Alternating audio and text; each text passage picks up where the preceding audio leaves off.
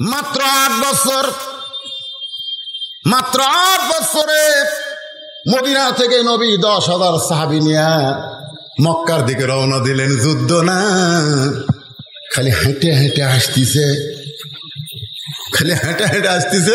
2-1 ঘোড়া চড়িছে। ওই যে ধুলে দেখে মক্কার কাফেরা কয়, লুকাও রে। হায় হায় হায় হায় হায়, এতদিন পর হাজার হাজার লক্ষ লক্ষ মুসলমান মক্কার দিকে আসতেছে, আর ঘর বাড়ি থাকা যাবে না, লুকাও রে। সুবহানাল্লাহ কবেন না? আবু বকর খালি নবীর মুখের দিকে তাকায়। রাসূল বলে, আবু বকর কি দেখো? বলে, হুজুর গাড়ে সুরের মধ্যে লুকাইছিলাম হুজুর, ওরা আমাকে আপনার খুঁজিছে হুজুর। আমি করে বলছি, আল্লাহ আমার নবীকে যেন কাফেররা ধরবার না পারে। আজকে হাজার হাজার মুসলমান যখন মক্কার দিকে যায়, ওরা কোন জায়গাত লুকায় হুজুর, কোন জায়গাত লুকায়। আল্লাহ তাআলা সূরা নাজিল করলেন, সূরা নাসর। যারা পারেন আমার সঙ্গে তারা পড়েন, ইজা জাআ নাসরুল্লাহি ওয়াল ফাতহ ওয়া রাআইতান নাসা ইয়াদখুলুনা ফি দীনিল্লাহি আফওয়াজা ফাসাব্বিহ বিহামদি রাব্বিকা ওয়াস্তাগফির ইন্নাহু কানা তাওয়াবা।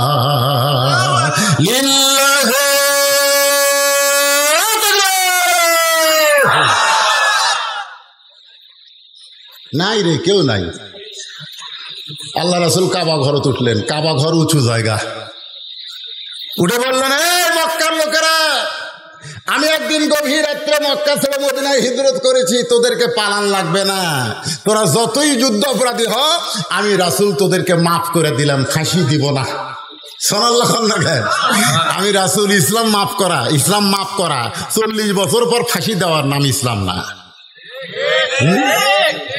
কাবা ঘরের উপর উঠে রাসূল বললেন, মাফ করে দিলাম রে।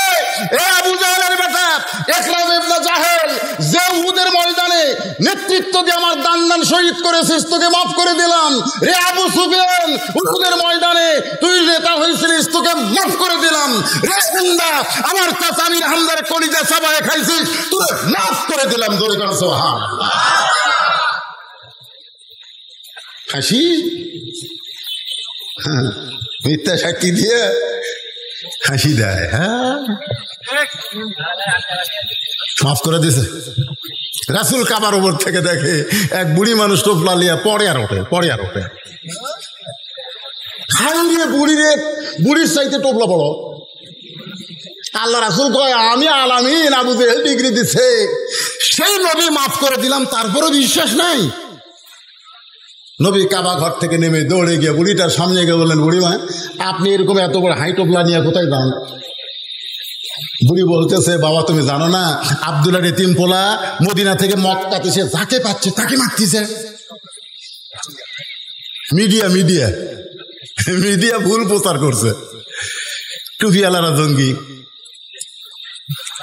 সিনেমার মধ্যে হুমায়ুন ফরিদি, মস্ত বড় টুপি, মুখর দাড়ি। এই শালা এটিএম শামসুজ্জামান, ইয়া বড় টুপি, মুখর দাড়ি, জুব্বা করে মেয়ে মানুষ দেখলে চোখ মারে। ওরা মিডিয়া সিনেমা দেখে আসা কয়, হুজুরাই লুচ্চারে, হুজুরাই লুচ্চারে। আপনারা কম তো এটিএম শামসুজ্জামান কি হুজুর? হুমায়ুন ফরিদি কি হুজুর? এই শালারা তো লুচ্চা, হুজুরের পোশাক পরে। এখন ওইটা দেখে যুবকেরা কয়, বজরশি তো মনে হয় তা। আল্লাহ নবী বললেন, বুড়িমা, আপনি যে কথা শুনেছেন সেইটা ঠিক নয়। আব্দুল্লাহর এতিম পোলাকে কি আপনি কোনোদিন দেখছেন? আপনি যদি তাকে দেখতেন তাহলে এমন কথা বলতে পারতেন না। বুড়ি বলছে যে, বালাই ষাট, খবরদার আব্দুল্লাহর এতিম পোলার কথা আমার কাছে বলিস না বাবা, ওর নাম শুনলে আমি হাত ফেল করব। এত ভয় খাওয়া খাচ্ছে, এত মিডিয়া খারাপ প্রচার করছে আমার নবীর চরিত্র নিয়ে। নাম বলিস না, নাম শুনলে হাত ফেল। আল্লাহ রাসূল বলে, বুড়িমা, তাহলে টোপলা তো টানতে পারতেছেন না, আমি আপনার কুলি হইয়া কোথায় যাবেন সেই পর্যন্ত আপনাকে টোপলা পৌঁছায় দিব। বুড়ি বলতেছে, তুই কোন মায়ের সন্তান রে? তোর মা ভালো, তোর বাবা ভালো। আমার পেটের 4টা সন্তান, আমার পেটের 4টা সন্তান আব্দুলের এতিম পোলার ভয়ে হামাক ছাড়িয়া দৌড় মারছে। আমি বলছি, বাবা বাবা, আমি তোরকে বুড়ি মারে আমার সাথে লে। আমার ছেলেরা বলতেছে, বুড়ি তুই মর, তোর টান বেড়াতে আমরা মরবো নাকি? আমার সন্তানের আমার ছেড়ে গেল, আর তুই কার মায়ের সন্তান আমার টোপলা টানবি? আল্লাহ রাসূল টোপলা মাথায় নিছে। বুড়ি বলতেছে, টোপলা নিয়ে কি পালাই যাবি? নই বললেন, পালাবো কেন? হাত ধরেন, হাত ধরেন। তালদার পালাচ্ছি না। বুড়ি কয়, যাকবারে কুলিও পেলাম, লাঠিও পেলাম। জোরে কোন সুবহানাল্লাহ। নবী আমার কুলি হয়েছে, বুড়ির লাঠি হয়েছে। পাহাড়ের গুহা পর্যন্ত এসে বলতেছে, বাবা এটা হলো নিরাপদ এলাকা, এই গুহার মধ্যে আমি থাকতে চাই। আমার অসংখ্য লোক এই পাহাড়ের গুহার মধ্যে লুকিয়ে আছে, আমি এইখানে লুকাবার চাই। আল্লাহ নবী গুহার মধ্যে বুড়িটা টোপলা দিয়া বলে, বুড়ি মা তাহলে আপনি থাকেন, আমি এখন চলে যাব। বুড়ি বলতেছে, বাবা তুমি তো চলে যাবা, যাওয়ার সময় আমি তোমাকে একটা উপহার দেবার চাই। বলে, কি উপহার দিবেন? বলেন, আমার টোপলার মধ্যে একটা ছুরি রয়েছে, আমার টোপলার মধ্যে একটা ধারালো ছুরি রয়েছে। এই ছুরিটা আমি গোপনে রাইখা দিছি, যদি আব্দুল্লাহর এতিম পোলারে পাইতাম তাহলে এর বুক বরাবর আমি বসায় দিতাম। আমি আব্দুল্লাহর পোলারে পাইনি, তুমি যদি পাও এই ছুরিখানা তার বুকে বসায় দিও। নবী বুড়িটার ছুরি নিয়ে কান্দের, বলে, মাবুদ মক্কার মিডিয়া রাহমাতুল লিল আলামিনকে এমন ভাবে প্রচার করেছে, একটা বুড়ি পর্যন্ত তার বুকে ছুরি মারতে চায়। এখনো পৃথিবীর সব মিডিয়া কার দখলে? ওই ইহুদি খ্রিস্টান হিন্দুকের দখলে। জোরে করে কথা কর না কেন? এখন কিছু মিডিয়া আমাকে ওয়াজে যে রেকর্ড করতেছে, হ্যাঁ, এর জন্য দোয়া করার দরকার আছে না নাই? এরা কোনো গানের অনুষ্ঠানে যায় না, এরা বক্তাকে খুঁজে খুঁজে বক্তার ওয়াজগুলো এরকম মিডিয়ায় ছাড়তেছে, যার কারণে বদরশিদে আজকে বাংলার লোক দেখতেছে। আমাদের বাংলাদেশের লোকেরা লন্ডন যারা আছে, আমেরিকা যারা আছে, ব্রিটেন ফ্রান্সে যারা আছে, সৌদি আরব দুবাই যারা আছে, তারা কিন্তু আমার ওয়াজ দেখতেছে। জোরে কোন কথা ঠিক কথা কণ্ঠে। তাহলে মোটামুটি এই মিডিয়াটা আছে, কিন্তু পেপার টেপার যা আছে ওরা মাত্র 4 জন মেয়ে মানুষ বারে দাদির মতন গামছা কাপ দিছে ঢাকা ভার্সিটি। কয়জন? 4 জন মেয়ে মানুষ বলতেছে ওরা পোশাকের স্বাধীনতা চাই। 40টা মিডিয়ামকে ধরে আসছে, ওইটা আবার বিশা বেকার স্পেশাল ভাবে টেলিভিশনে খবর করতেছে। 4 জন ন্যাংটা মেয়ের খবর টিভি দেয়, আর আমার মতন বক্তা হাজার হাজার মানুষ ওয়াজ করে। এই খবর কোনোদিন বাংলার মিডিয়া দেখায় না। ধরে কোন কথা ঠিক, এ কথা বল না। আল্লাহ রাসূল ছুরিটা নিয়ে কাঁদতেছে। বুড়ি বলে, বাবা যদি তোমার ভয় লাগে তাহলে তুমি আমার সঙ্গেই গুহার মধ্যে থাকো, তোমাকে যাওয়া লাগবে না। বাবা আমার টোপলার মধ্যে অনেক খাবার আছে, আমরা 2 জন মিলে খাবার চাই। নবী কান্দের, বলে, বুড়ি মা আপনি যাকে মারার জন্য ছুরিটা আমার হাতে দিলেন, আমি সেই আব্দুল্লাহর এতিম পোলা। বুড়ি কান্দে আর চিল্লায় বলে, পাহাড়ের গুহার মধ্যে কে কোথায় লুকে আছো? বের হও। আর লুকিয়ে থাকো না, লুকিয়ে থাকার জন্য নয়, বরং বের হয়ে তাকায় দেখো, যেই মানুষটার ভয়ে আমরা লুকাইছি সেই মানুষটার চাইতে ভালো কোনো মানুষ দুনিয়াতে না। পাহাড়ের গুহার ভিতর থেকে সবাই মাথা বের করলেন। বুড়ি নবীর হাতে হাত দিয়ে বললেন, বাবা আমি তোমার হাতে তোমার দলে ভর্তি হবার চাই। বাদান গো, ইজা জা নাসরুল্লাহি ওয়াল ফাতুহু ওয়া রাআইতান নাসা ইয়াদখুলুনা ফি দীনিল্লাহি আফওয়াজা। ওই পাহাড়ের হাজার হাজার কাফেরেরা আল্লাহর নবীর হাতে হাত দিয়ে মুসলমান হয়ে গেল। আজকে সেই নবীর কোরআন আমাদের কাছে আছে না নাই? যখন আছে না নাই, কিন্তু আমরা মুসলমান না হয়ে মুনাফিক। গোটা পৃথিবীর মধ্যে সবচাইতে বেশি মুনাফিকের দেশের নাম কি জানেন? দেখেন আমি কর আগেই কষে, হায় হায় রে বাবারা, মনে কষ্ট নিয়ে না, বিবেকের কাছে আমি প্রশ্ন করতেছি। এই যুবকেরা, কারা কারা ঈশার নামাজ পড়েননি? আপনার বিবেককে প্রশ্ন করেন, কারা কারা? হাত তোলেন না, হাত তোলার দরকার নেই। যারা যারা ঈশার নামাজ পড়েননি আপনি বিবেককে প্রশ্ন করেন। বিবেক তো সবচাইতে বড় আদালত, জোরে কোন ঠিক কিনা? আপনি যদি ঈশার নামাজ না পড়ে কোরআনের মাহফিলে বসে থাকেন, আপনি কি ফজরের নামাজ পড়বেন? তাহলে মসজিদের উন্নয়ন মানে কি? ও যে হাঁটুর মধ্যে একটা কাল্লা দিয়ে আছে, দেখেন তোর খবর কি? ও যাবে এবার বক্তা যদিও কালো হয় রে, চেয়ারের দিকে টাকা থাক।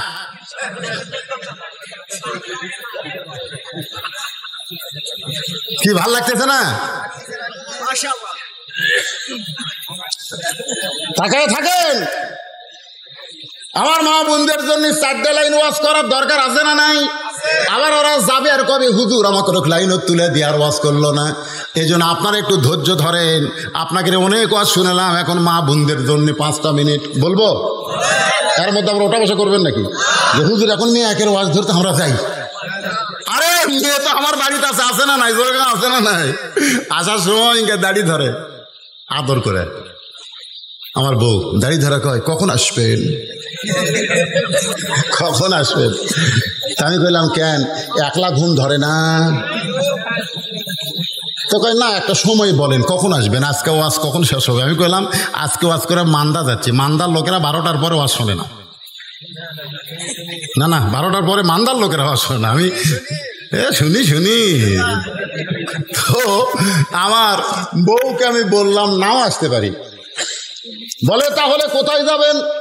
আমি বললাম যদি আজরাইল আমার ধরে তাহলে বল তর্কে আসা যায়।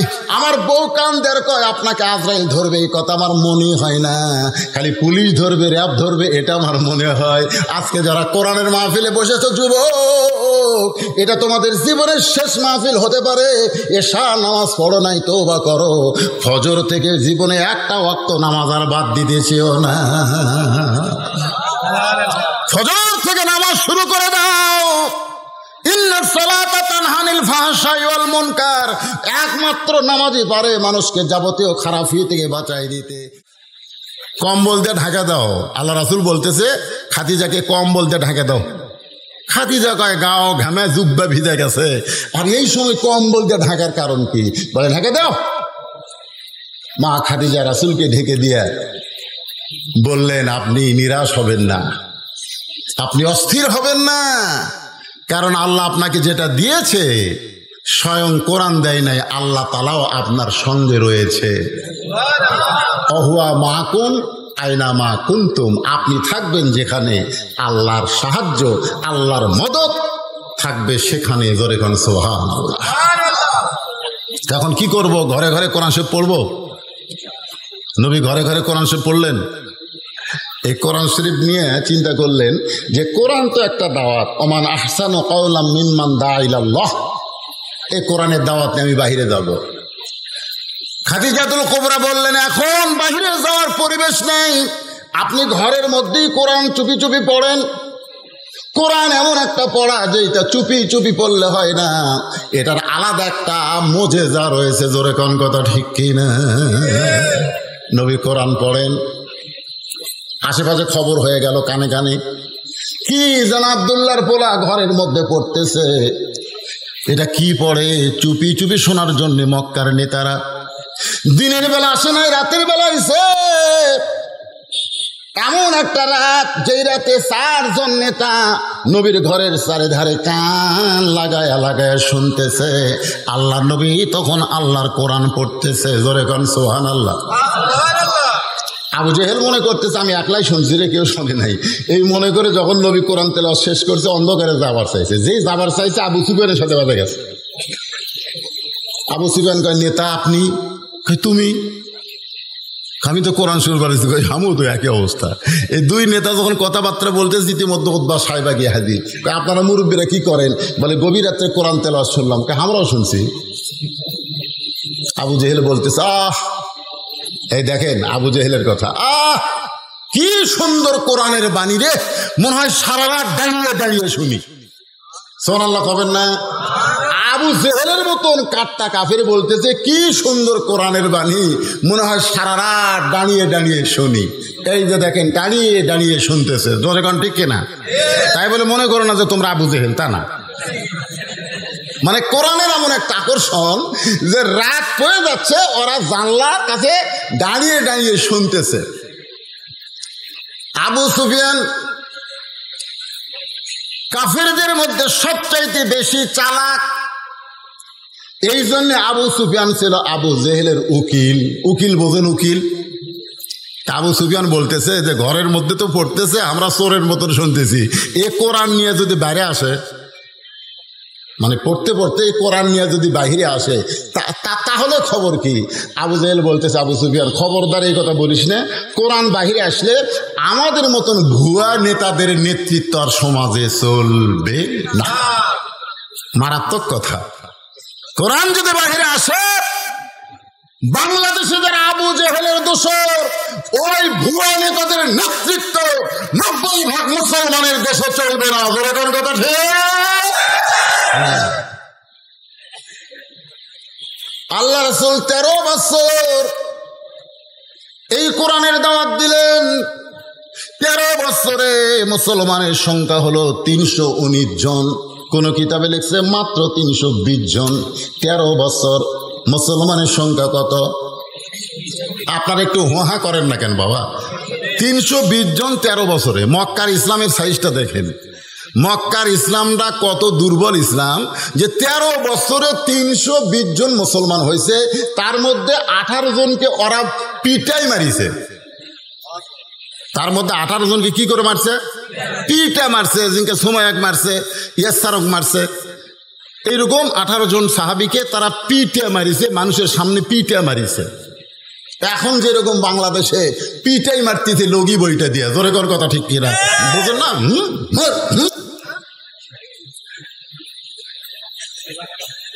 নবী আল্লাহর কাছে কয়, আল্লাহ এত কষ্ট করে এই কয়টা মুসলমান হলো, তাক যদি এরা পিটাই মারে তাহলে ইসলাম তো, ইসলামের অবস্থাটা কি হবে? আল্লাহ বলেন, হাবিব, ইসলামের যদি বিজয় চান তাহলে আবু জেহেলকে নেতা মেনে আপনি ইমাম হলে চলবে না। এমন একটা জায়গায় আপনাকে আমি পাঠাবো যেখানে আপনি ইমামও হবেন আবার নেতাও হবে। মক্কায় নেতা হচ্ছে আবু জেহেল, রাসূল হচ্ছে ইমাম। এর জন্য ইসলামের বিজয় নেই। আমাদের বাংলাদেশে আমরা হলাম ইমাম, আর নেতা কারা? কথা কয় না, কথা কয় না। সব কিছুর বেতন বাড়ে, কিন্তু আমাদের ইমামের বেতন বাড়ে না।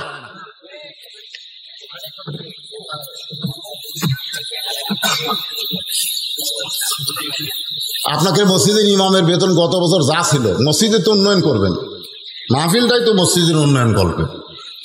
তো ইমামের বেতন, ইমাম সাহেব কি এখানে আছে? না, ইমামক দাওয়াত দেননি আপনারা? কুটি ইমাম বারে ঘুম পাড়তেছে নাকি? কোনটা ইমাম? হাত তোলো তো বাবা। মাশাআল্লাহ, খুব সারি গেল আমাদের। তো ইমামের বেতন গত বছর ছিল 86 টাকা কেজি সয়াবিন তেল। এ বছর তো 200 টাকা লাগছে। আপনারা কি বেতন সেই হিসাবে বাড়াচ্ছেন? এই শোনেন, কথা শোনেন, বাজারে গোস্তের দাম বাড়লো, মাছের দাম বাড়লো, ডালের দাম বাড়লো, তেলের দাম বাড়লো, ইমামের বেতন বাড়লো না। ওই ইমামের পিছনে একটা দাম মাকরু হবে, মাকরু। ইমামের বেতন বাড়ানোর দরকার আছে না? জোরে করে আছে না? যার পিছনে আপনারা ইক্তেদা করতেছেন সেই ইমামটা এত দুর্বল, কারণ ইমাম নেতা হবার পারে নাই, নেতা আছে আবু জেহেল, যার কারণে 13 বছরে মুসলমান হলো 320 জন।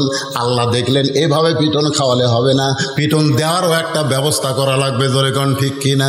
গভীর রাত্রে খুব খেয়াল করবেন, ইসলামের বিজয় কিন্তু দিনে হয় নাই, গভীর রাত্রে আমার আল্লাহ তাআলা নবীকে মক্কা থেকে মদিনায় হিজরতের অর্ডার করলেন। সুবহানাল্লাহ বলেন।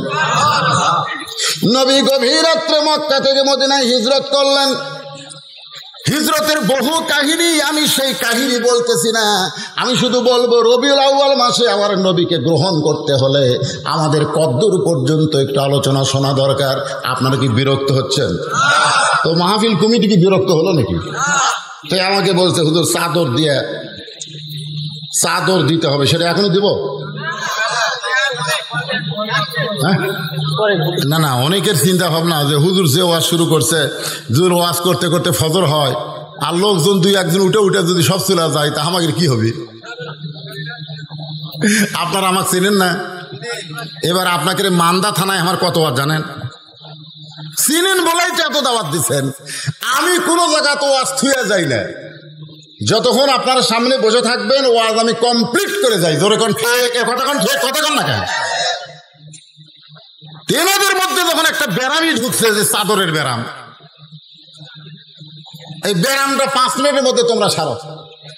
তোমাকে ব্যারামটা ফেলে দিয়ে আমি আল্লাহর বান্দাদেরকে ফ্রেশ ওয়াজ করবো। মা বোনদের জন্য তো কাল রাখা দিছি এমন এক জায়গা, মনে আছে না? বলে গেছেন। হ্যাঁ, ওটা আবার ওর শোনার লাগবে। আমি কোনো ওয়াজ ভুলি না, আল্লাহ ভুলাই না, সব আলোচনা হবে। চাদর পাটিরা কোথায় গেল? ভিতরে ঢোকো। ব্যাগ না ঢোকে। হ্যাঁ দেন, দাঁড় যা খুঁজে একজন ওঠেন না। আপনি মসজিদে দিবেন না, ওঠেন না। আপনি যদি না দেন আল্লাহর ঘর কি ভাঙে যাবে? আর আপনি দিলে আল্লাহ আপনাকে একটা জান্নাতে ঘর বানায় দিবে। জান্নাতে আল্লাহ আপনাকে একটা ঘর বানায় দিবে। আপনি যা পারবেন, 10 পারেন, 20 পারেন, 50 পারেন, 100 পারেন, এই ব্যাগের মধ্যে দিয়ে দেন, আল্লাহর রাস্তে দিয়ে দেন। মেয়েদের মধ্যেও কত আছে বাবা? মেহেদি ভাটার, আর কিছু বলে হতে পারে। মেহেদি ভাটার মালিক আল্লাহর ঘর মসজিদের জন্য 5,000 টাকা পাঠাই দিয়েছে। মেহেদিকে আইছে না পাঠাই দিয়েছে? আপনারা, আমি অনুরোধ করতেছি, ওঠেন না। সুন্দর মাহফিলের সৌন্দর্য নষ্ট করেন না। আপনারা উঠে যায় দিলে মাহফিলের সৌন্দর্য নষ্ট হয়। আল্লাহ তাআলা আপনাদের মরার আগে চেহারা অসুন্দর করে দেবে। ওঠেন না। কি জন্য উঠবেন? বসে আসলেন তো। ব্যাগে টাকা দেওয়ার মন চাই, দেন, না দেন, কিন্তু উঠেন না। সুন্দর আলোচনা, নবী রবিউল আউয়াল মাসের মহব্বতের কথা হবে, একটু মনোযোগ দিয়ে কথাগুলো শোনেন। তো মেহেদি আল্লাহর একজন বান্দা 5,000 টাকা আল্লাহর ঘর মসজিদে দান করেছে। সে ভাটার ব্যবসা করে। আমি ভাইয়ের কাছে বলবো 1,000 ইট এই মসজিদে আপনি দিবেন, আল্লাহ আপনার সব ইটগুলো 1 নম্বর করে দেবেন। সবাই বলে আল্লাহুম্মা আমিন। আমি মেহেদি ভাইকে বলতেছি, যদি থাকেন, আপনি তো 5,000 টাকা দিচ্ছেনই, আর 1,000 ইট দিবেন ইনশাল্লাহ। একটু জিকির করেন লা ইলাহা ইল্লাল্লাহ। চাদরের আদায় কমপ্লিট, ওই যে আপনার ব্যাগের আদায় কমপ্লিট, আবার আলোচনা শুরু। এই ফাঁক যে হলো, এই ফাঁকটা আপনার জমে বসেন আর জিকির করেন। যারা গেছে চলে গেছে, অসুবিধা নেই। আর যারা ডানে আছে, এই ফাঁকে তোমরা বসো বাবা, জিকির করেন আর সামনে আসেন। লা ইলাহা ইল্লাল্লাহ, লা ইলাহা ইল্লাল্লাহ, লা ইলাহা ইল্লাল্লাহ, লা ইলাহা ইল্লাল্লাহ, লা ইলাহা ইল্লাল্লাহ, লা ইলাহা। মা বোনদের মধ্যে যারা গেছে, আমার মায়েরা আল্লাহর রাস্তায় দান করবেন। আল্লাহ নবী বললেন, ফাতেমা কোন আমলের কারণে ওই মেয়েটা তোমার আগে জান্নাতে যাবে? তুমি যদি শুনবার চাও, মা ফাতেমা শুনতে চায়। আমার মা বোনদের জন্য বলবো, মা আপনারা মন খারাপ করেন না, কারণ আপনাদের আলোচনা না করলে আপনাদের পেট থেকে ভালো সন্তান আশা করা যায় না। জোরে কোন ঠিক? এই জন্য মা বোনদের তো আমল বেশি না রে ভাই। আল্লাহ রাসূল বলেছে, মেয়েরা মাত্র 4টা আমল করবে। ফাঁকা জায়গাগুলো পুরো করে বসলে কি হয়? যারা দাঁড়িয়ে আছেন এই সুযোগ আপনারা বসেন। যারা গেছে চলে গেছে, ধানের থিবে সবগুলো কি ধান? কি সবগুলো কি ধান? ধান তো না, সিটা আছে। সিটা নিয়ে আপনি কি করবেন? বাতাস দেওয়া লাগবে। এ ব্যাগ দিছে মানে বাতাস দিছি, বাতাস দেওয়াতে সিটাগুলো সব উঠে গেছে। এখন ধানগুলো সব আছে। এই ধানগুলো একটু জমে বসেন। যদি যেখানে কাদা আছে, কাদা বাদ দিয়ে একটু জমে বসেন, মাঝখানে যেন শয়তান বসার চান্স না পায়। আমরা গত 2 বছর ওয়াজ করে শান্তি পাইনি। এই করোনার কারণে বলতে পারিনি চাপা বসেন, কারণ করোনার আমাদের ফাঁক করে দিয়েছিল। জোরে কোন ঠিক কিনা? ফাঁক হন। কিন্তু আর কি করোনা আছে? এই জন্য এখন চাপা বসেন। আর রবিউল আউয়াল মাসের নবী সম্পর্কে, কোরআন সম্পর্কে মহিলারা প্রশ্ন করেছে আয়েশাকে, সে বলেছে 9 বছর আমার স্বামীকে আমি বহুবার দেখেছি, নবী হিসাবে দেখেছি মাত্র কয়বার? 3 বার। মহিলারা বলতেছে আজকে স্বামী সম্পর্কে আমরা শুনবো না, আপনি যে 3 বার নবী দেখলেন, কেমনে দেখলেন, দেখার সাইজটা কিরকম, এই 3 বার নবী সম্পর্কে আমরা শুনতে চাই। আপনারা শুনবেন না ভাইজান? হ্যাঁ, এই আদায় আর হয়নি, সব ব্যাগ আলা চলে এলো, একলা মাঝখানে কি করে রে? এইদিকে আদায় হয়েছে, ব্যাগের আদায় হয়েছে, চলে আসেন বাবা, ব্যাগগুলো উঠে আসো। মাঝখানে কেউ ব্যাগলে হাঁটলে ওয়াজের নূর নষ্ট হয়ে যায়। একটু মহব্বত না জিকির করে লা ইলাহা ইল্লাল্লাহ, লা ইলাহা ইল্লাল্লাহ, লা ইলাহা ইল্লাল্লাহ, লা ইলাহা ইল্লাল্লাহ, লা ইলাহা ইল্লাল্লাহ, লা ইলাহা ইল্লাল্লাহ, লা ইলাহা, লা ইলাহা ইল্লাল্লাহ মুহাম্মাদুর রাসূলুল্লাহ সাল্লাল্লাহু আলাইহি সাল্লাম। আয়েশা বলতেছে আমি জীবনে প্রথম নবীকে দেখলাম, নবীর গায়ের জুব্বা ছিঁড়ে গেছে, নবী যে পোশাক পরেন সেই পোশাকটা ছিঁড়ে গেছে। ওই একটা মাত্র জুব্বা ছাড়া নবীর তখন দ্বিতীয় কোনো জুব্বা ছিল না। আমি একজন বিবি হয়ে আমার স্বামীর গায়ে ছেঁড়া কাপড় এটা আমি সহ্য করতে পারি না, কিন্তু সবসময় গায়ে রাখার কারণে আমি একজন গায়ে দেওয়া পাঞ্জাবি মানুষকে কেমনে সেলাই করে দেব? আয়েশা বলতেছে রে মেয়েরা, জীবনে প্রথমে নবীকে দেখলাম কেমনে শোনো। নবী যখন ঘুমায় গেছে আমার কাছে, নবী যখন আমার কাছে ঘুমায় গেছে, আমি তাকাই দেখি ওই ছেঁড়া পাঞ্জাবি জুব্বাটা নবী আল্লাহর উপরে রাইখা দিছে। আমি এখন ওই জুব্বাটা সেলাই করব, কিন্তু তাকাই দেখি আমার ঘরে আলো জ্বালানোর মতন কোনো তেল ছিল না। আলো যদি জ্বালাবার না পারি তাহলে শুয়ের মধ্যে সুতা কেমনে ঢুকাই দিব? নবীর ছেঁড়া পাঞ্জাবি সেলাই করব কেমনে?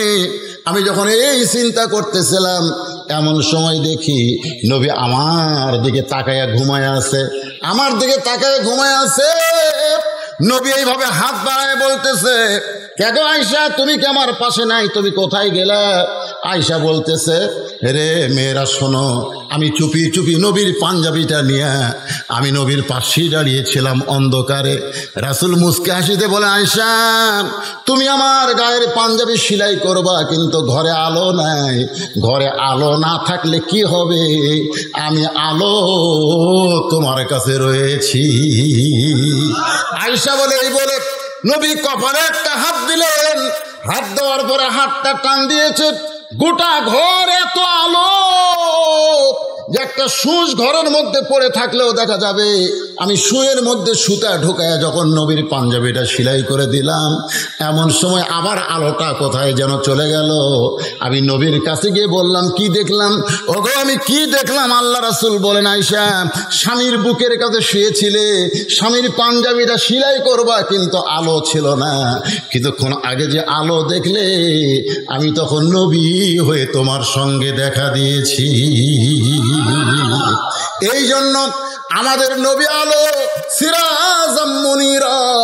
একটু মনোযোগ দিয়ে শুনবেন, সেই নবী দুনিয়াতেই রবিউল আউয়াল মাসে এসেছেন, আবার এই মাসে দুনিয়া থেকে মারা গেছেন। অনেকে বলে নবীর জন্ম মৃত্যু দিন, আমরা যারা নবীর আশেক হব, নবীর যাওয়ার দিনকে আমরা মৃত্যু দিন বলবো না, আমরা বলবো নবী বিদায় নিয়েছে। জোরে কোন কথা ঠিক কি না? নবী কি মারা গেছে নাকি? মারা গেছে। যদি মারা যায় তো আপনারা যে দরুদ পড়তেছেন, একদল ফেরেশতা আপনার মুখে সাল্লাল্লাহু আলাইহি সাল্লাম এটা শেষ হওয়ার সঙ্গে সঙ্গে এই দরুদ নিয়ে রাসূলের রওজার পাশে গিয়ে হাজির হয়। ফেরেশতারা যায় রাসূলকে বলে ইয়া রাসূলুল্লাহ, ওই যে মান্দার কি পাড়া, হ্যাঁ কয়া পাড়া, আপনার পাগল উম্মতেরা আপনার প্রতি দরুদ পড়েছে, এই দরুদগুলো জমালেন। তো রাসূল যদি মরে যায় তাহলে দরুদ জমা দিবে কেমনে? কথাটা বুঝলেন? আমার কথা কি বুঝলেন? হ্যাঁ, একটু মনোযোগ দিয়ে শুনবেন। মেয়েরা বলতেছে মা আরো 2 বার আপনি নবীরে কেমনে দেখলেন আমরা শুনতে চাই। আমি একে একে সব কথাই বলবো, তবে এখন যেটা বলতেছিলাম নবী হিজরত করে মদিনায় গেলেন। মদিনায় যাওয়ার পরে আপনারা জানেন নবী কিন্তু মদিনার অসংখ্য আনসার যারা মদিনার, তারা নবীর কাছে এসে ঈমান গ্রহণ করলো। মুসলমানের সংখ্যা বাড়া শুরু হয়ে গেল। কিন্তু মক্কার আবু জেহেল, উতবা, সাইবা, আবু সুফিয়ান এদের মাথা ঘুরতেছে, এদের মাথা ঘুরতেছে। কেরে নবী যে গভীর রাত্রে মক্কা ছেড়ে মদিনায় গেল, মদিনায় যায় কি করতেছে?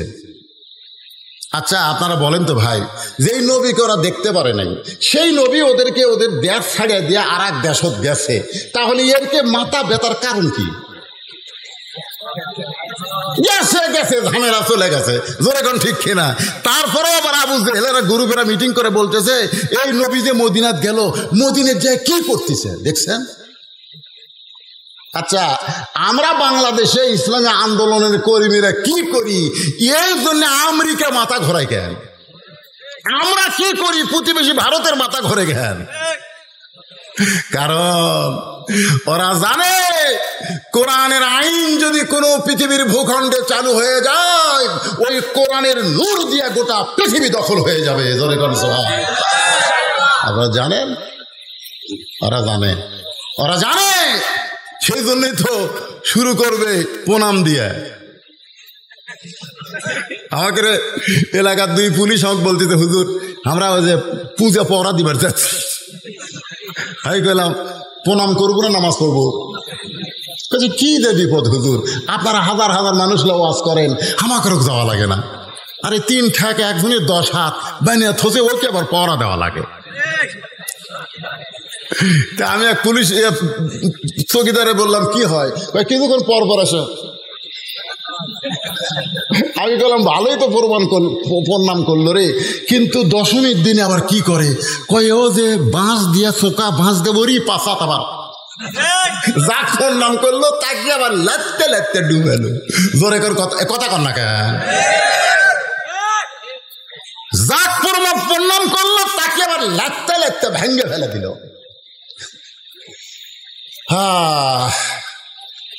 ওরকে মাথা ঘরে কেন জানেন?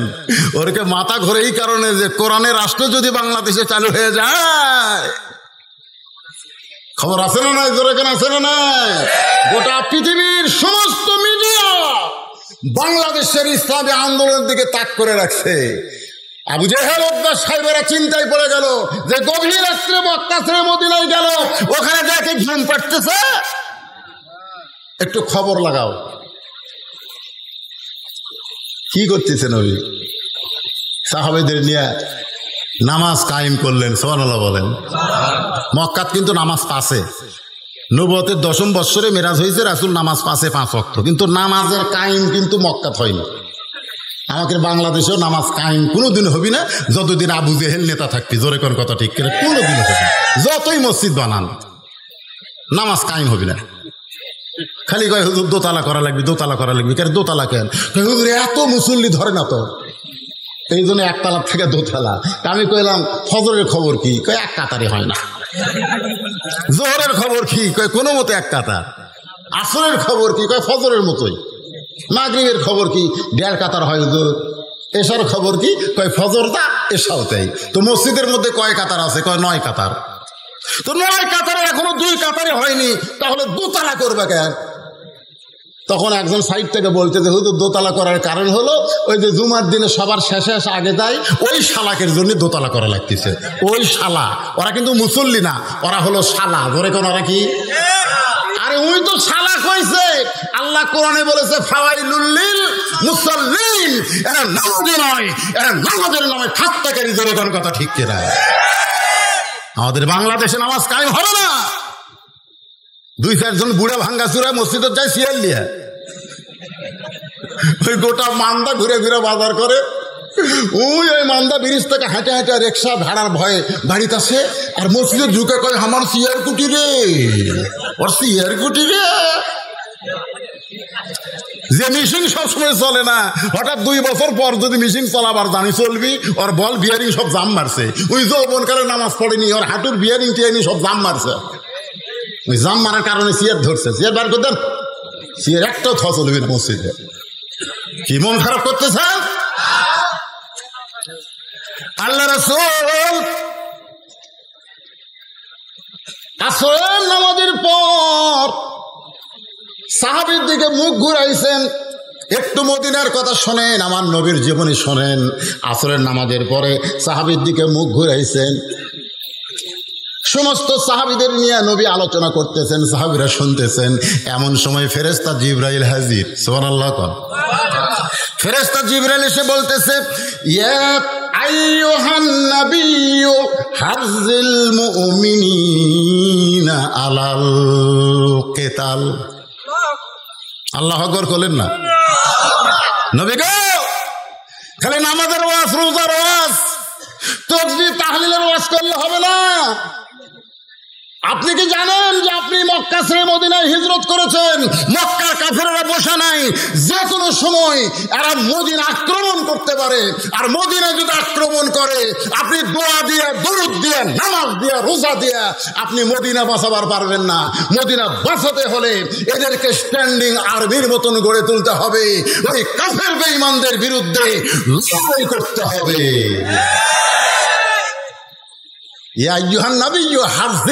হার্স মানে বোঝেন? হার্স মানে সৈন্য। খালি রুকু সেজদা করলে হবে না, এটাও করা লাগবে। ক্যাডার হওয়া লাগবে। ক্যাডার বোঝেন? পুলিশ দেখলে ভয় দৌড় দেন কেন? পুলিশ দেখলে দৌড় দেন কেন? আল্লাহর ভয় যথাযথ কলিজার মধ্যে থাকলে মুসলমান আজরাইলকে ভয় করে না। জোরে কোন কথা ঠিক কিনা? আজরাইল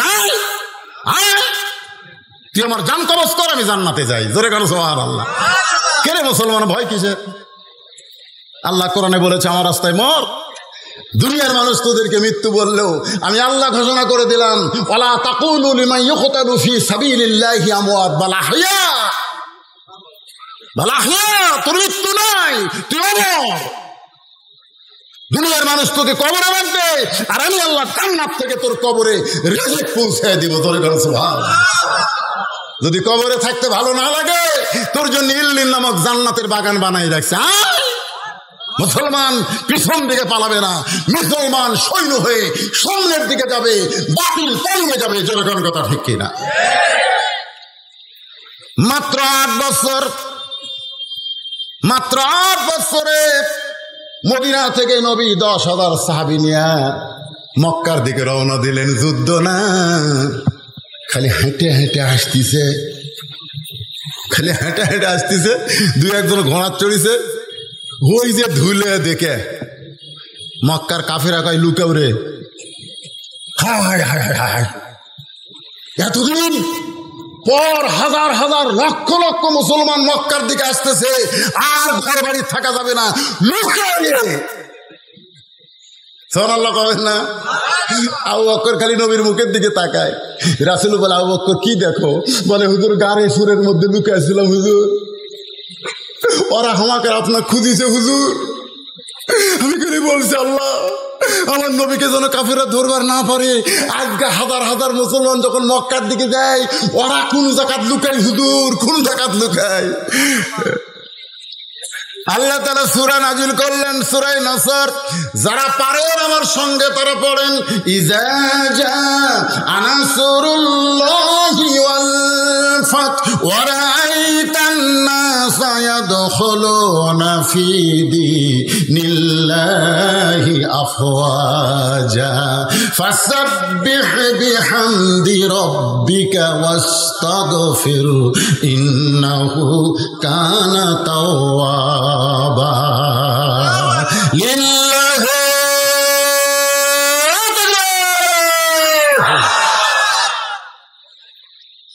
নাই রে, কেউ নাই। আল্লাহ রাসূল কাবা ঘরে উঠলেন। কাবা ঘর উঁচু জায়গা, উঠে বললেন, মক্কার লোকেরা, আমি একদিন গভীর রাত্রে মক্কা ছেড়ে মদিনায় হিজরত করেছি, তোদেরকে পালান লাগবে না। তোরা যতই যুদ্ধ অপরাধী হ, আমি রাসূল তোদেরকে মাফ করে দিলাম, ফাঁসি দিব না।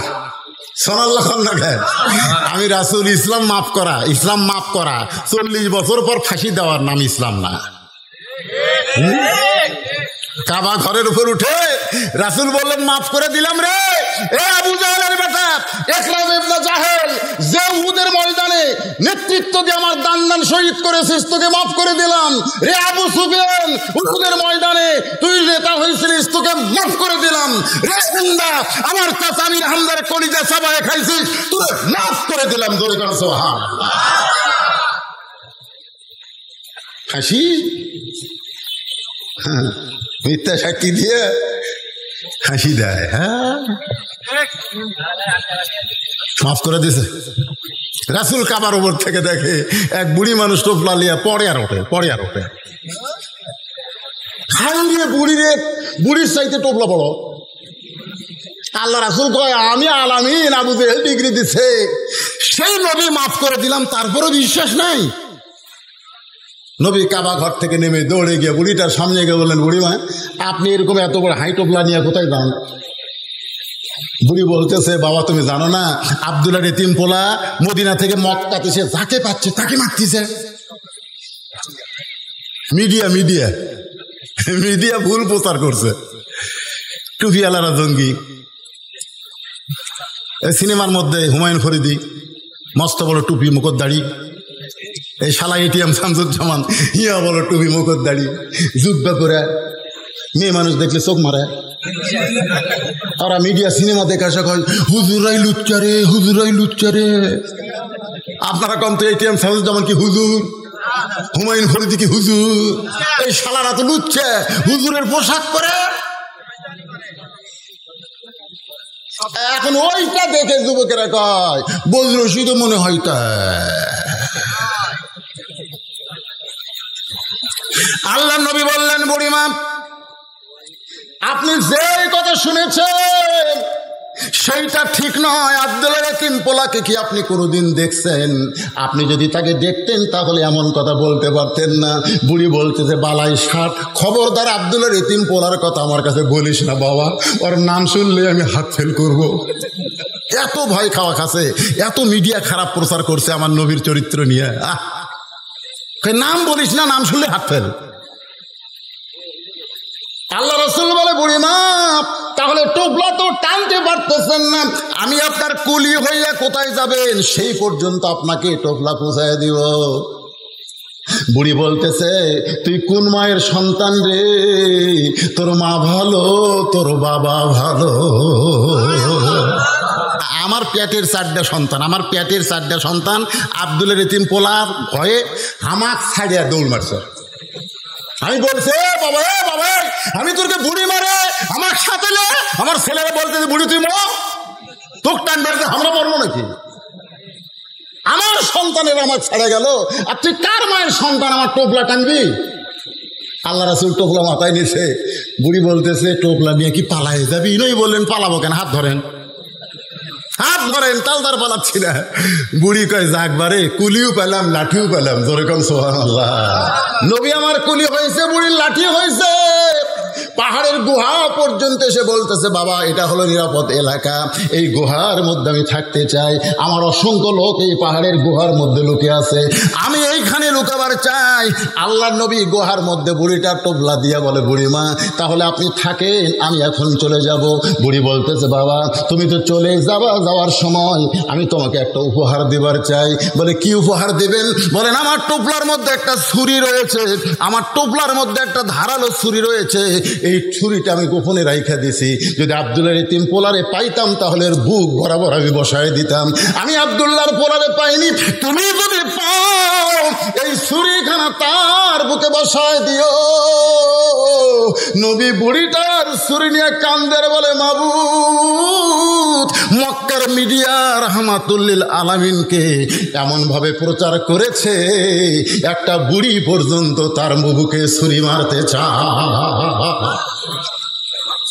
এখনো পৃথিবীর সব মিডিয়া কার দখলে? ওই ইহুদি খ্রিস্টান হিন্দুকের দখলে। জোরে করে কথা কর না কেন?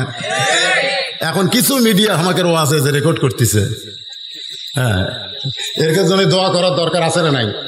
এরা কোনো গানের অনুষ্ঠানে যায় না, এরা বক্তাকে খুঁজে খুঁজে বক্তার ওয়াজগুলো এরকম মিডিয়ায় ছাড়তেছে, যার কারণে বদরশিদে আজকে বাংলার লোক দেখতেছে। আমাদের বাংলাদেশের লোকেরা লন্ডন যারা আছে, আমেরিকা যারা আছে, ব্রিটেন ফ্রান্সে যারা আছে, সৌদি আরব দুবাই যারা আছে, তারা কিন্তু আমার ওয়াজ দেখতেছে। জোরে কোন কথা ঠিক করে কথা কণ্ঠে। তার মোটামুটি এই মিডিয়াটা আছে, কিন্তু পেপার টেপার যা আছে ওরা মাত্র 4 জন মেয়ে মানুষ বারে দাদির মতন গামছা কাপ দিছে ঢাকা ভার্সিটি। কয়জন? 4 জন মেয়ে মানুষ বলতেছে ওরা পোশাকের স্বাধীনতা চাই। 40টা মিডিয়ামকে ধরে আসছে, ওইটা আবার স্পেশাল ভাবে টেলিভিশনে খবর করতেছে। 4 জন ন্যাংটা মেয়ের খবর টিভি দেয়, আর আমার মতন বক্তা হাজার হাজার মানুষ না ওয়াজ করে, এই খবর কোনোদিন বাংলার মিডিয়া দেখায় না। ধরে কোন কথা ঠিক, এ কথা কোন না? আল্লাহ রাসূল ছুরিটা নিয়ে কাঁদতেছে। বুড়ি বলে, বাবা যদি তোমার ভয় লাগে তাহলে তুমি আমার সঙ্গেই গুহার মধ্যে থাকো, তোমাকে যাওয়া লাগবে না বাবা, আমার টোপলার মধ্যে অনেক খাবার আছে, আমরা 2 জন মিলে খাবার চাই। নবী কান্দের বলে, বুড়িমা আপনি যাকে মারার জন্য ছুরিটা আমার হাতে দিলেন, আমি সেই আব্দুল্লাহর এতিম পোলা। বুড়ি কান্দে আর চিল্লায় বলে, পাহাড়ের গুহার মধ্যে কে কোথায় লুকিয়ে আছো, বের হও। আর লুকিয়ে থাকো না, লুকিয়ে থাকার জন্য নয়, বরং বের হয়ে তাকায় দেখো, যেই মানুষটার ভয়ে আমরা লুকাইছি সেই মানুষটার চাইতে ভালো কোনো মানুষ দুনিয়াতে না। পাহাড়ের গুহার ভিতর থেকে সবাই মাথা বের করলেন। বুড়ি নবীর হাতে হাত দিয়ে বললেন, বাবা আমি তোমার হাতে তোমার দলে ভর্তি হবার চাই। বাদান গো, ইজা জা নাসরুল্লাহি ওয়াল ফাতহু ওয়া রাআইতান নাসা ইয়াদখুলুনা ফি দীনিল্লাহি আফওয়াজা, ওই পাহাড়ের হাজার হাজার কাফেরেরা আল্লাহর নবীর হাতে হাত দিয়ে মুসলমান হয়ে গেল। আজকে সেই নবীর কোরআন আমাদের কাছে আছে না নাই? জোরে কোন আছে না নাই? কিন্তু আমরা মুসলমান না হয়ে মুনাফিক। গোটা পৃথিবীর মধ্যে সবচাইতে বেশি মুনাফিকের দেশের নাম কি জানেন? দেখেন আমি কর আগেই কষে, হায় হায় রে বাবারা, মনে কষ্ট নিয়ে না, বিবেকের কাছে আমি প্রশ্ন করতেছি। এই যুবকেরা, কারা কারা ঈশার নামাজ পড়েননি? আপনার বিবেককে প্রশ্ন করেন, কারা কারা? হাত তোলেন না, হাত তোলার দরকার নেই। যারা যারা ঈশার নামাজ পড়েননি আপনি বিবেককে প্রশ্ন করেন। বিবেক তো সবচাইতে বড় আদালত, জোরে কোন ঠিক কিনা? আপনি যদি ঈশার নামাজ না পড়ে কোরআনের মাহফিলে বসে থাকেন, আপনি কি ফজরের নামাজ পড়বেন? তাহলে মসজিদের উন্নয়ন মানে কি? ও যে হাঁটুর মধ্যে একটা কাল্লা দিয়ে আছে, দেখেন তোর খবর কি? ও যাবে এবার বক্তা যদিও কালো হয় রে, চেয়ারের দিকে তাকা থাক।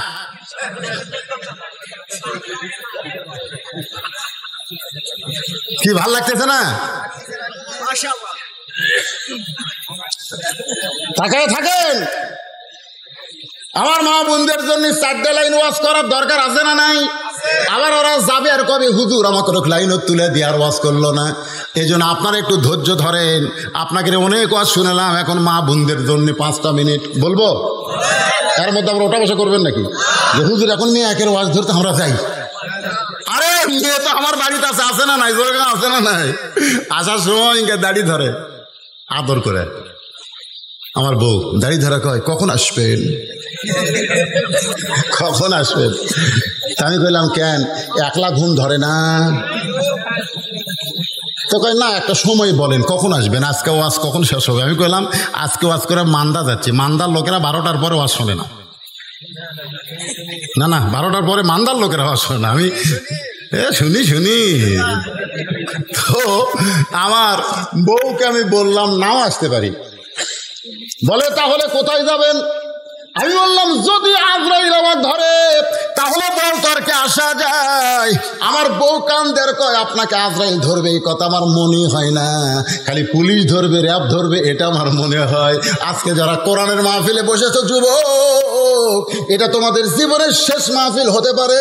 এশা নামাজ পড়ো নাই, তওবা করো। ফজর থেকে জীবনে একটা ওয়াক্ত নামাজ আর বাদ দিতেছিও না।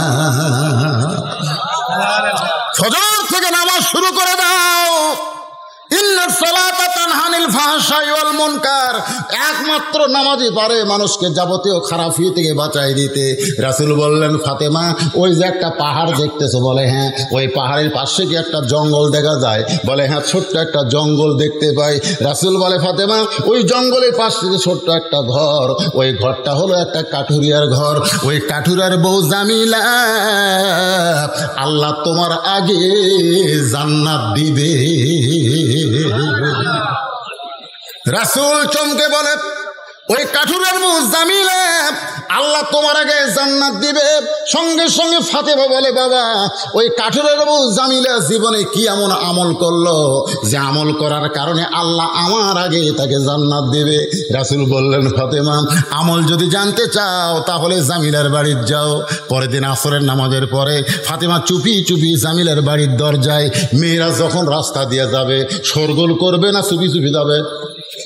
কথা কন, মেয়েদের কথা বলা চলবে? চুপি চুপি। মেয়েরা, আমার মায়েদেরকে বলতেছি, মা রাস্তা দিয়ে যখন যাবেন তখন এমন ভাবে যাবেন জনগণ যেন বুঝবার না পারে এটা কে যায়। এমন একটা কালো বোরকা পরবেন, বাবারে শোনেন শোনেন, একের চোখ মুখ ঢাকা লাগবে, চোখের চশমা কালো, হাতত মুজা কালো, পাওয়ার জুতা কালো। অনেক মেয়েরা বলবে, হুজুর এই গরমের দিনে যদি এইরকম পোশাক পরে আপনি পরেই দেখেন আল্লাহ জান্নাত থেকে আপনার শরীর এসি করে দিবে। যারা বোরকা পরে এরকম গরম লাগে না, যারা লাইলুদি বাড়ি করে বেড়ায় এরা গরমে আরো বগল কাটা পরবার চাই। আর এর কে বা সাইজ ভাই, এর কে সোপা খোপার কোনো ঢপই নেই। আমি ঢাকার এক মাহফিলে বলেছিলাম, এই যে মমতাজ যে আমাকে রকলে আওয়াজ করে না, আমি বলছিলাম মমতাজ মেয়ে মানুষ না মরদ মানুষ?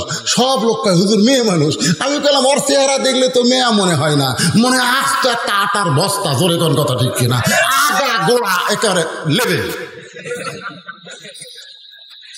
ব্যাপারটা নারীদের কোনো সাইজ আছে রে?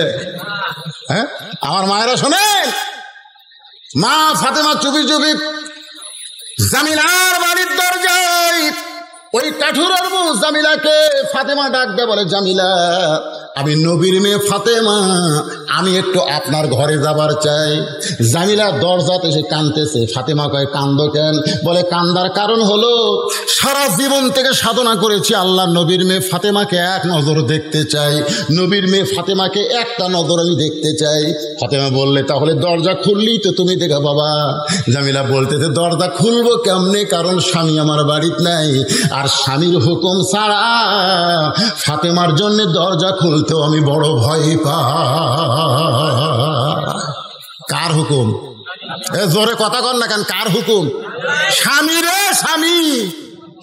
আমাদের গুলা স্বামী মানে স্বামী। রাসূল বলেছে, যদি কোনো নারীকে আমি বলতাম সেজদা কর আল্লাহ ছাড়া কাউকে, তাহলে স্বামীর কদমে সেজদা করার হুকুম দিতাম, কিন্তু আল্লাহ ছাড়া কাউকে সেজদা করা যাবে না, এই জন্য বলা হলো না। এখান থেকে প্রমাণ হলো আল্লাহর প্রেমী মেয়েদের কাছে সবচাইতে দামি হলো তার। জোরে কন্যা কেন, দামি কে? জোরে। যারা বলতেছেন না তারা মনে হয় দুর্বল পুরুষ। বিয়ে না করলে কি হবে? করবি না? একটু শোনান দরকার। ডাকতেছে, রোকেয়া, কথা নাই, রোকেয়া, কথা নাই। কয়বার ডাকছে? তৃতীয়বার ডাকতেছে। কি করবে? স্বামী অসহায়। রোকেয়া, ওরে বাবা রে, স্বামী বসা মানুষ ভয়ে লাভ দিয়ে উঠছে। হায় হায়, দুইবার ডাকছে, কথা খাই নাই। তৃতীয়বার যখন ডাকছে এমন করে, আমাকে এক গ্লাস পানি দাও গো, ভরিয়া খাও, ভরিয়া খাও, আমার কাম নেই। আমার কাম নেই। আল্লাহ রাসূল বলেছেন নফল নামাজের মধ্যে বউ যদি স্বামীর হয় আর স্বামী যদি তাকে ডাক দেয়, নামাজ বাদ দিয়ে স্বামীর সামনে দাঁড়াতে হবে, নামাজ বাদ দেয়, শুধু ফরজ নামাজ ছাড়া অন্য যে কোনো নামাজ। হ্যাঁ কি হলো, এই যে আবার কি কয়,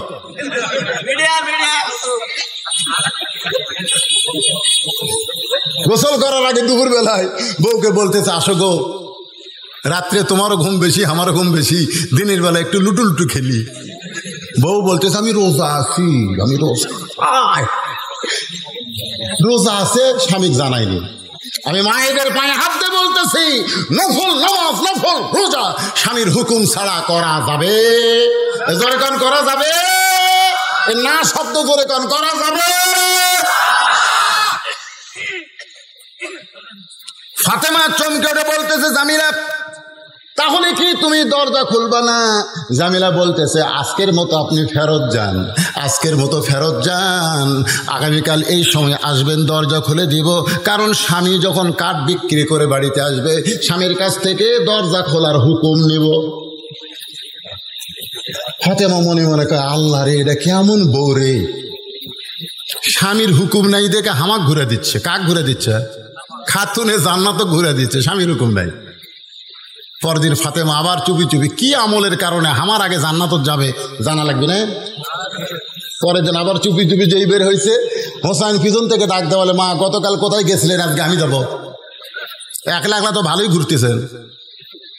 ফাতেমা দেখলো হোসাইন তো যে যে দি কি করবে, হোসাইনকে সঙ্গে নিয়ে গেছে। দরজার কাছে যা হোসাইন বলতেছে মা এই ভাঙ্গা বাড়ির দরজা আপনি গতকাল আসছেন আবার আজকে পাচ্ছেন।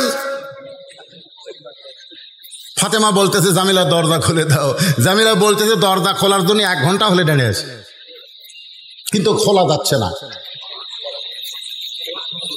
ফাতেমা বললেন খোলা যাবে না কেন? বলে কে যেন বললো মা মা ওই সন্তানকে নিয়ে যদি ঢুকতে চান তাহলে আজকের মতো আপনি ফেরত যান, আর সন্তানকে বাইরে রেখে যদি আপনি একা ঢোকার শর্ত দেন তাহলে আমি দরজা খুলব। কারণ আমার স্বামী শুধু আপনার ব্যাপারে অনুমতি দিছে, আপনি সন্তান নিয়ে আসবেন সেই অনুমতি আমার স্বামীর কাছ থেকে নেওয়া হয় নাই। ফাতেমা বলতেছে খুব ছোট রে, কেবল 4 বছর, এই 4 বছরের বাচ্চা কিছু বুঝবি না। জামিলা বলতেছে আপনি খাতুনে জান্নাত হতে পারেন কিন্তু ফতুয়া কম বোঝেন, ফতুয়া কম বোঝেন, 4 বছরের বাচ্চা বুঝবি না। আল্লাহ রাসূল বলেছেন তোমার সন্তান যতদিন তোমার দুধ পান করবে ততদিন সন্তানের সামনে স্বামী স্ত্রী মহব্বত করো, অসুবিধা নেই।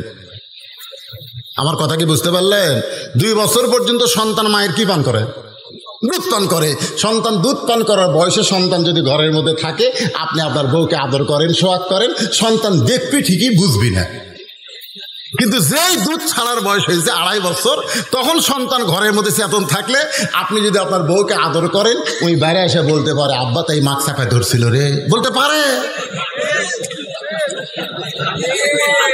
চিন্তা করে দেখেন নিজের 2.5 বছরের বাচ্চার সামনে আমার হালাল বউকে আমি আদর করতে পারবো না। আর 14ই ফেব্রুয়ারি ভ্যালেন্টাইন ডে কলেজ ভার্সিটি পার্কে মনে কাছে বসে কুত্তা জোড়া লাগছে। জোরে কর কথা ঠিক হয় বাংলাদেশ রে। আর নতুন একটা খবর হলো ইডেন কলেজ। কি কলেজ? ছেলে বাবা আর চাচা গেছে মেয়ে দেখতে, মেয়ে দেখা পছন্দ হয়ে গেছে। তো বাবা যা হাদিয়া টাকা টুকা দিছে, দিয়ে এখন বলতেছে মেয়ের বাপকে যে আপনার মেয়েকে আমাদের পছন্দ হয়েছে। তো ছেলে আর বাপ চাচা যখন আসতেছে তখন ছেলে বলতেছে আব্বা পছন্দ তো করলেন কিন্তু মেয়েটা কোন কলেজে পড়ে শোনা লাগবে। তো বলে বাবা তা তুই শোনায়। তো ছেলে যায় মেয়ে বলতেছে আপনাকে তো আমার বাপ মা পছন্দ করছে, তা আপনি কোন কলেজে পড়েন? মেয়ে কছে ইডেন। যে ইডেন কছে ভাই উনি এত জোরে দরজা ভেঙে গেছে। বাপ কয় কেড়ে দৌড়েস খে, তো ইডেন কলেজে যারা পড়ে এরা হলো ব্যবসা, ওরকে বিয়ে করে কোনো লাভ নেই, বিয়ার আগেই ওরকে কামকা সব হয়ে যায়।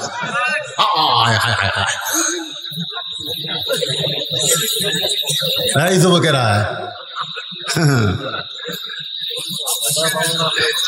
কারণ বিয়ার আগে সবকিছু দেখতেন, বিয়ার পরে আর আফসোস করা লাভ হবে না। ওর নানি দেখেন, ওর মাও দেখেন, অক দেখেন।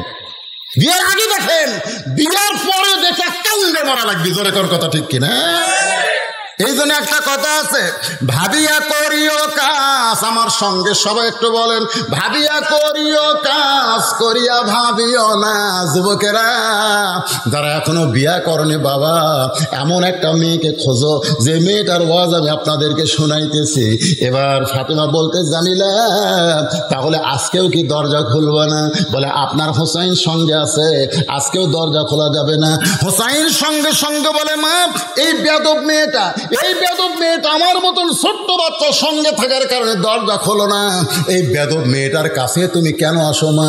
ফাতেমা কান্দের বলে, হোসাইন রে, তুমি যারা বেয়াদব বলতেছো বাবা, তোমার নানা বলেছে ওই মেয়েটা তোমার মায়ের আগে জান্নাতে যাবে। হোসাইন, তুমি যাকে বেয়াদব বলতেছো, তোমার নানা বলেছে ওই মেয়েটা তোমার মায়ের আগে জান্নাতে যাবে।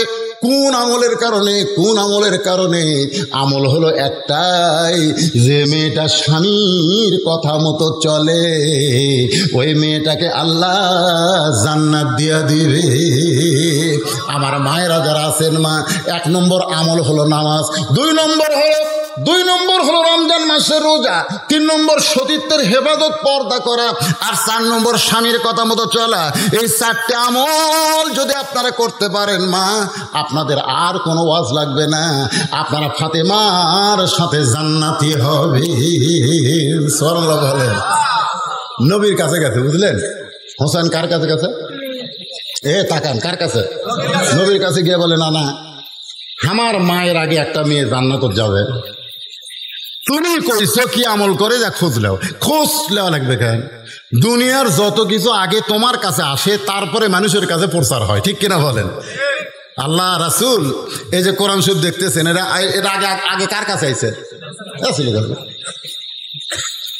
কেমন ভাবে নবীর এর মধ্যে দিলাম, লোকটা একটা বার অন্যার দিকে তাকালো না, বরং ব্যাগের মাথা ধরে আমার হাতে 6টা দিরহাম দিয়ে লোকটা চলে গেল। ও ফাতেমা, ওই 6টা দিরহাম নিয়ে আমি খাবার দোকানে গেলাম, দোকানদারকে বললাম, ভাই এই 6টা দিরহামের যতটুকু খাবার হয় ততটুকু খাবার দাও, আমার হাসান হোসাইন ক্ষুধার জ্বালায় কাঁদতেছে। দোকানদার 6 দিরহামের খাবার টোপলা করে যেই মাত্র আমার হাতে দিবার চাই, এমন সময় এক সাইলকারী ফকির এসে আমাকে সালাম দেয়, বলে, আলী রে, আজকে 3 দিন হলে আমার বাড়িতে কোনো খাবার নাই। ও আলী, যদি পারো তাহলে আল্লাহর রাস্তে একটু দান করো। ও ফাতেমা, আমার এত রাগ হয়ে গেল, কারণ আমি 6টা দিরহাম অন্য বিক্রি করার টাকা দিয়ে খাবার টোপলা নিয়েছি, আর এমন সময় আমার কাছে যখন খাবার চাই, আমার এত রাগ হয়ে গেল, আমি যেন বলবো তুমি আমার কাছ থেকে সরে যাও। এমন সময় আল্লাহর কোরআন আমার সামনে দাঁড়ায় বলে, আম্মা সাইলা ফালা তানহার, আলী রে, সাইলকারীকে ফিরাস না। আমি পকেট থেকে একটা দিরহাম বের করে ওই ফকিরকে যখন দিবার চাই, এমন সময় আল্লাহর কোরআন বলতেছে, ওমা তুনফিকু মিন শাইইন ফি সাবিলিল্লাহি ওয়াফা ইলাইকুম ওয়া আনতুম লা তুজলামুন। আলী রে, ফকিরকে যদি একটা দিরহাম দেস, আল্লাহ তোকে 10টা দিরহাম দেবে, 2টা দিরহাম দিলে তুই 20টা পাবি, 6টা দিরহাম যদি দেশ আলী, আল্লাহ তোরে 60 দিরহাম দিয়া দিবে। আমি আলী আল্লাহর কোরআনকে বিশ্বাস করে ফকিরকে যেই মাত্র 6টা দিরহাম দিলাম, ফকির কোথায় যেন চলে গেল। দোকানদার বলল, আলী ভাই, খাবার টোপলার খবর কি?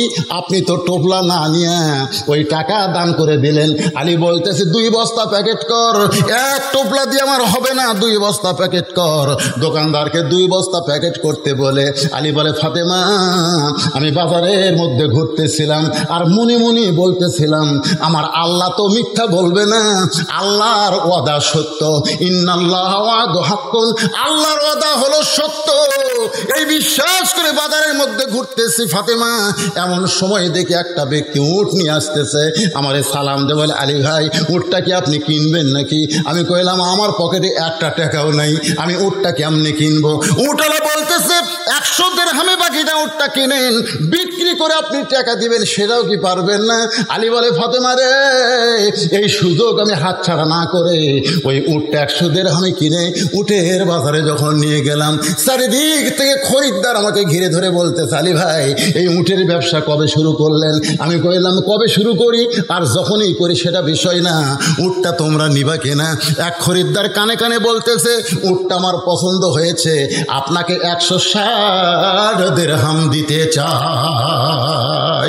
আলী বলে ফাতেমা ও 100 দিরহাম উটওয়ালাকে দিয়া বাকি 60টা দিরহাম দিয়া 2 বস্তা খাবার, 1 বস্তা কান্দে আর 1 বস্তা হাতে করে যখন দরজায়, তোমার কি মনে আছে তুমি দরজা বন্ধ করে দিলে? আমি বললাম ফাতেমা দরজা খোলো, তুমি শুধু বললা অন্য বিক্রি করে টাকা দিয়া 1 টোপলা খাবার হবে, 2 বস্তা খাবার কোথায় পাইলেন? যতক্ষণ 2 বস্তা খাবারের কথা না বলবেন ততক্ষণ আমি ফাতেমা দরজা খুলবো না। আর রিজালু কাওয়ামুনা আলান নিসা, আল্লাহর কোরআন বলতেছে পুরুষেরা নারীদের উপরে থাকবে। ফাতেমা দরজা না খুললে আমি বলবো না। ফাতেমা বলতেছে আপনি না বললে দরজা খুলবো না। ও ফাতেমা তোমার কি মনে আছে তুমি যখন দরজা খুললেই না, কারণ তুমি এমন একজন নারী, তুমি এমন একজন বউ, স্বামী কেমনে কামাই করে খুদ থেকে নিয়ে আসে, বেতন পায় 5,000 আর বাসা ভাড়া 10,000, প্রত্যেক বাজার ইলিশ কিনা আনে, এই শালা যে ঘুষ খায় এটা বইয়ের ধরার দরকার আছে না নাই? তুমি এমন বউ যে অন্য বিক্রয়ের টাকা দিয়ে 1 টোপলা হবে, তুমি 2 বস্তা দেখে যখন দরজাই খুললা না, তখন আমি কান্দের হাতে বসতাম রাগ করে আল্লাহর নবীর দরবারে। আমি যখন নবীর দরবারে, তখন নবী বসেছিলেন, আমাকে দেখেই নবী দাঁড়িয়ে গেলেন, আমার কাঁধ থেকে বস্তা নামায় নিলেন, হাত থেকে বস্তা নামায় নিলেন। আমি বললাম নবী গো আপনি এত ভালো, অথচ আপনার মেয়ে ফাতেমা দরজা খুলল না। আপনি আমার কাঁধ থেকে বস্তা নামায় নিলেন, কিন্তু আপনার মেয়ে ফাতেমা দরজা খুলল না। রাসূল মুসকে হাসিতে বলে, আলী রে, যদি ফাতেমা দরজা খুলতো তাহলে তুমি কি আমার কাছে আসতে? কেন তা তো আসতাম না। তো দরজা খোলেনি, না খোলার কারণে তুমি আমার কাছে আইছো। এখন তুমি বলো তো তোমার কাছ থেকে অন্য কে কিনছে? আলী কয় হুজুর আমি তো জানি না। তোমার কাছ থেকে যে ফকির ভিক্ষা নিছে সেই ফকিরের খবর কি? আলী কয় হুজুর আমি তো জানি না। তোমার কাছে যে উট বিক্রি করলো আর যে উট কিনলো এর কে খবর জানা আছে? আলী বলতে তো হুজুর আমি কিছুই জানি না। রাসূল বললেন জানবা, কারণ আনা মাদিনাতুল ইলমে ও আলী ও বাবুহা, আমি হচ্ছে ইলমের শহর আর তুমি হচ্ছে তার দরওয়াজা। জোরে কর সুবহানাল্লাহ। কেরে ফাতেমার ওন্না দুনিয়ার কোনো মানুষ কিনতে পারে? ফাতেমা হলো পর্দানিশী, তার ওন্না ফাতেমা না বুঝে তোমাকে বিক্রির খবর দিতে পারে, কিন্তু দুনিয়ার কোনো মানুষ কিনতে পারে ফাতেমার ওন্না?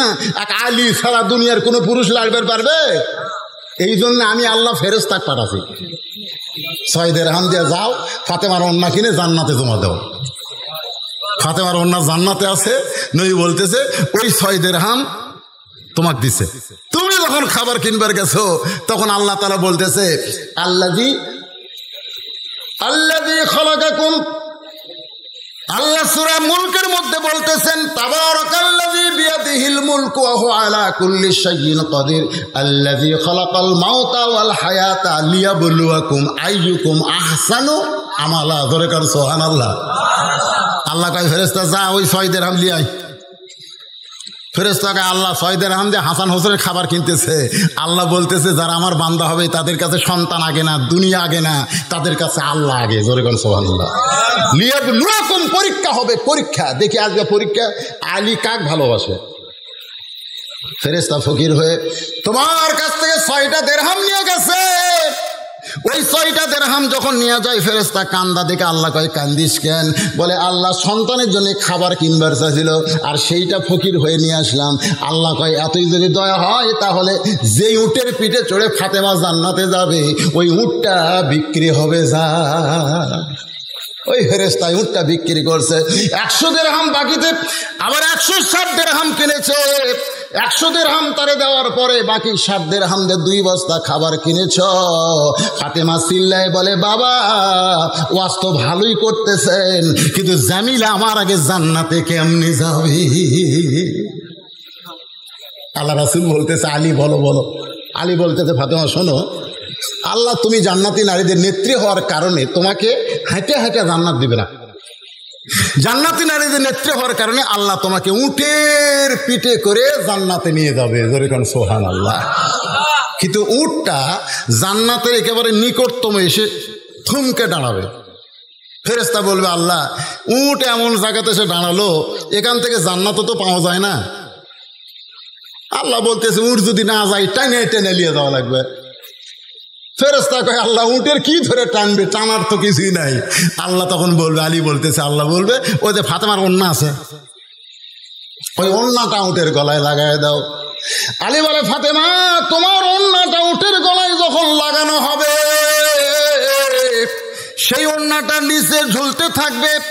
এখন এইটা কে টেনে উটটাকে জান্নাতে নিয়ে যাবে? এমন সময় বলবে আল্লাহ জামিলা তোমার স্বামী সব সময় দোয়া করতো, আল্লাহ যে বউটা আমার হুকুম ছাড়া ফাতেমার জন্য দরজা খোলে না, আমার সেই বউটাকে তুমি সবার আগে জান্নাত দিও রে ফাতেমা। আল্লাহ স্বামীর দোয়া কবুল করে ওই জামিলাকে সবার আগে জান্নাতে কেমনে দিবে? কারণ তুমি হলা খাতুনে জান্নাত। তখন আল্লাহ বলবে উটের ওই ওন্নাটা টেনে টেনে ফাতেমাকে জান্নাতে নিয়ে যাও।